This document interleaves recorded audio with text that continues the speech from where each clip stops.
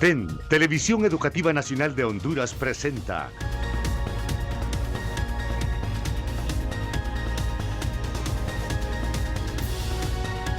10 al 10, la fiesta de las ideas con el doctor Armando Euseda. Muy buenas noches, soy Armando Euseda, este es su programa 10 al 10, Fiesta de las Ideas.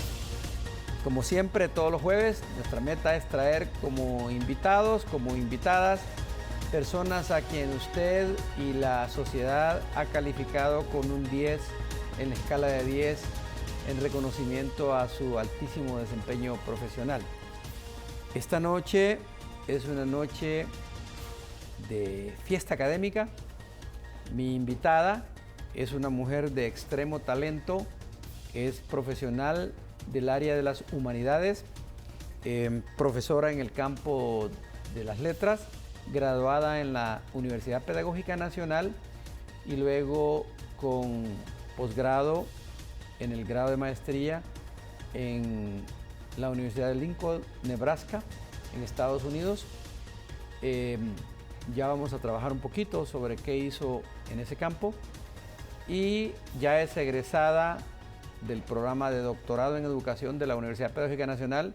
Está haciendo una tesis sumamente interesante, muy entretenida y se mantiene muy activa, muy dinámica. Es autora de libros y me complace, que es una amiga de muchos años, tener como invitada a Melissa Merlo. Bienvenida, Melissa.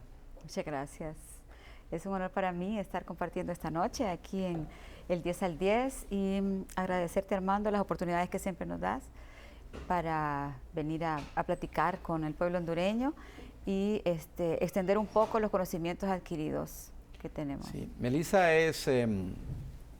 ya tiene experiencia como docente, trabaja muy de cerca con el equipo de la Rectoría de la Universidad Pedagógica Nacional y mantiene un perfil muy activo en el tema académico, tiene experiencia también en educación a distancia, pero su pasión sigue siendo la literatura y dentro de la literatura, como ADN de las humanidades, su trabajo en el campo de las humanidades. El tema que he escogido esta noche es ¿humanidades para qué?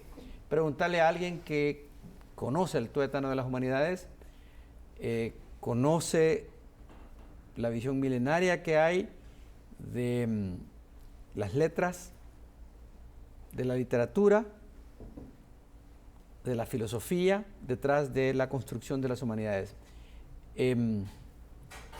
Dentro del tema de las humanidades a mí me apasiona aprender un tema que tú has cultivado, que es el tema del lenguaje.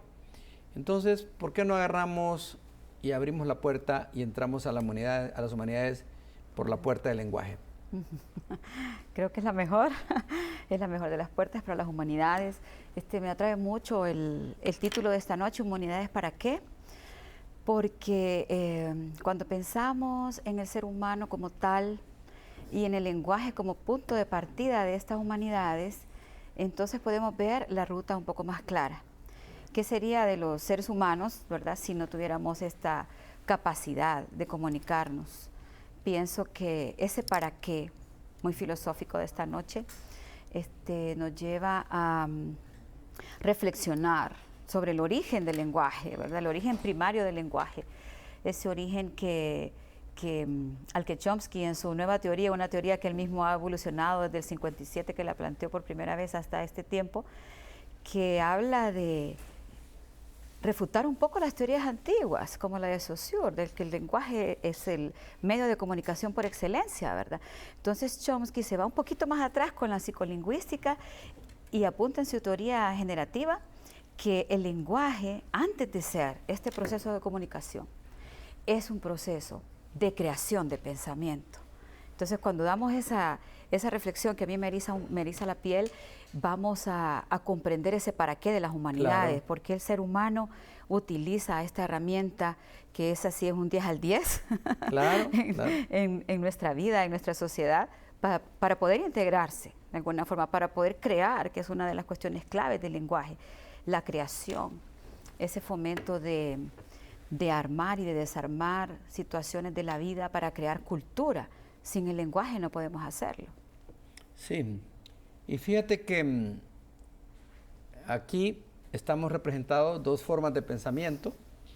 Tú has dedicado tu vida al campo de las humanidades, yo he dedicado mi vida profesional al campo de la ciencia natural, soy físico, pero el gran físico Erwin Schrödinger, que es uno de los padres de la mecánica cuántica, de los físicos matemáticos modernos, que realmente le dieron vuelta al pensamiento humano, nos dice que debemos insistir, por más evidente y claro que pueda parecer,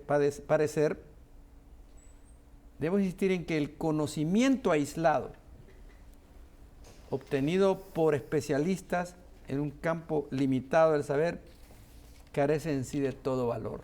Así es. Que no sirve de nada para el desarrollo de la humanidad, que te vuelvas un supermatemático sin ninguna vinculación con la sociedad, o que te vuelvas un mega hiper especialista en el tema más fino de la lingüística, si eso no va a desencadenar en entender, en compartir para entender más al ser humano. Dice, su único valor posible radica en su integración con el resto del saber y en la medida en que nos ayuda a responder a la más acuciante de las preguntas. ¿Quién soy yo? Entonces, por supuesto. Y para ello, desde luego, en esa pregunta está sumergida la necesidad del lenguaje. Absolutamente, ¿verdad? Creo que es una de las mejores respuestas para el para qué del humanismo. Si no compartimos lo que somos, si no compartimos lo que sabemos, lo que hemos aprendido y lo que podemos crear, entonces correcto, el humanismo queda en cero.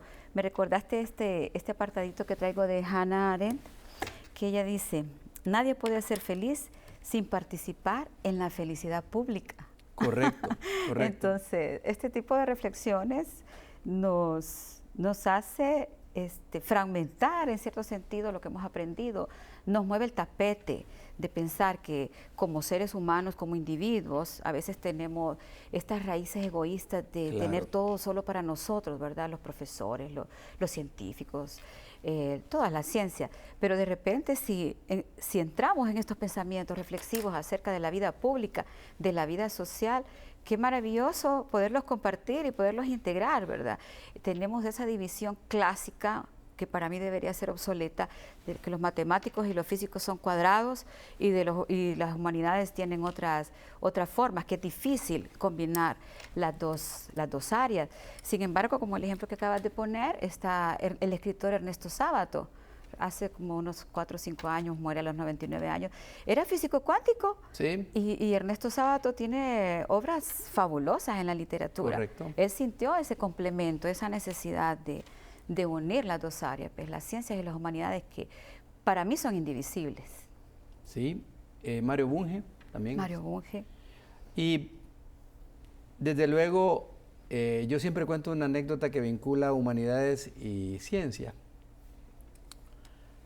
Fíjate que cuando yo era estudiante de doctorado, tuve la extraordinaria oportunidad de recibir un curso de mecánica cuántica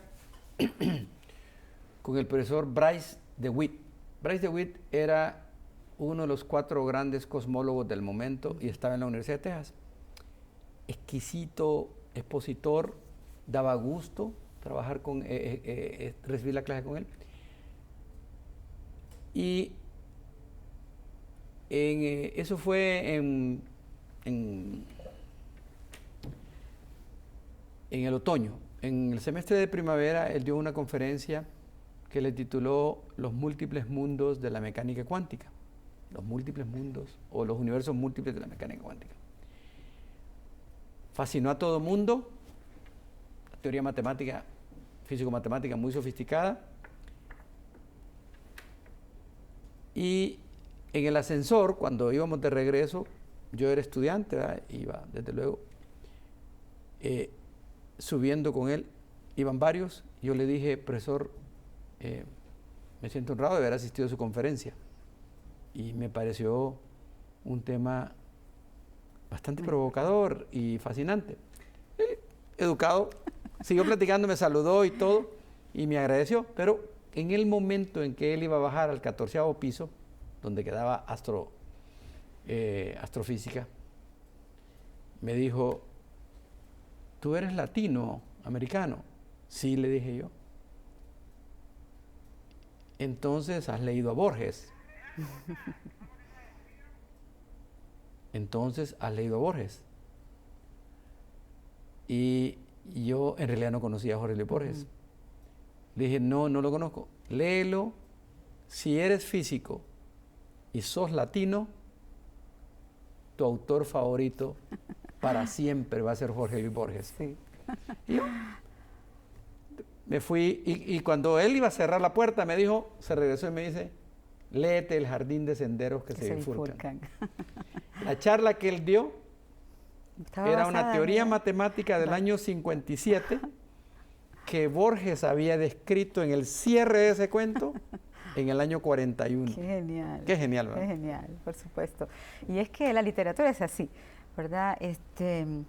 Me hiciste recordar ahora con esa anécdota todos los cuentos clásicos que uno leía de niño, ¿verdad? Yo recuerdo que mis padres ajustaban de la plata de la quincena que se usaba antes, ¿verdad? Comprar la provisión de la quincena para pagar estas enciclopedias que llevaban los de Océano de puerta en puerta, ¿verdad? Me acuerdo. Entonces, llenaron la casa siempre de libros, enciclopedias, y por supuesto, Julio Verne, que era uno de los preferidos de mi mamá, ocupaba nuestras tardes. Claro. Los mundos que Julio Verne plantea, que se parecen mucho a los de Da Vinci, relacionan el arte con la ciencia profundamente, ¿verdad? Entonces, pensar en ese viaje al fondo de la Tierra, que mi madre incluso escribió un ensayo sobre eso, era viajar a otros mundos y adelantarse, ¿verdad? Cómo estas personas tenían esa capacidad, esa gana de ser creativos, de dejarse llevar por la creatividad. O sea que literatura,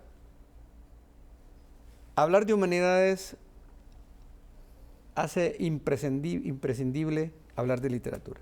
Por supuesto. Hablar de filosofía. Del lenguaje. Del lenguaje, ¿verdad? De la música. Del arte. Del arte en general. Y es tan amplio, pero yo quisiera aprovechar tu expertise para tocar el tema de la literatura también, ¿verdad? En la Universidad Pedagógica Nacional, que es donde tú trabajas, sé que históricamente, desde que era escuela superior, el tema de la literatura ha sido tocado con un pincel fino, con un cincel muy fino. Yo vine a la escuela superior en el año 69 y en el año 70, no sé, 70, 71, Eduardo Ver sacó El cuento de la guerra. Julio Escoto sacó El árbol de los pañuelos. Cuando yo llego, Andrés Morris, el español, está terminando la trilogía famosa de él, Guarizama, Oficio de Hombres, La miel del abejorro, y están presentándola en los... la está dirigiendo Morris, después la dirigen otros, pero hay actividad sólida académica. Y luego, antes de irnos a la pausa, recuerdo que en el año 69 fui a conocer el Teatro Manuel Bonilla y 3 de los personajes icónicos, emblemáticos de la obra Calígula, que dirigía Francisco Salvador, y él el personaje principal, 3 de los actores que participan son o estudiantes o profesores de la escuela superior. Alma Caballero es la lideresa, está en el papel femenino principal. Saúl Toro y Eduardo Ver también están participando, si no me equivoco, y una majestuosa interpretación de Licona. Entonces, Tegucigalpa era en realidad, ¿verdad?, emblemática en el tema del cultivo de las humanidades. Vamos con esa frase, esa reflexión de cierre de este primer segmento, te voy a invitar a que nos ayudes a construir el camino que ha recorrido la Universidad Pedagógica en la literatura a lo largo de estos años. Una pausa y ya regresamos.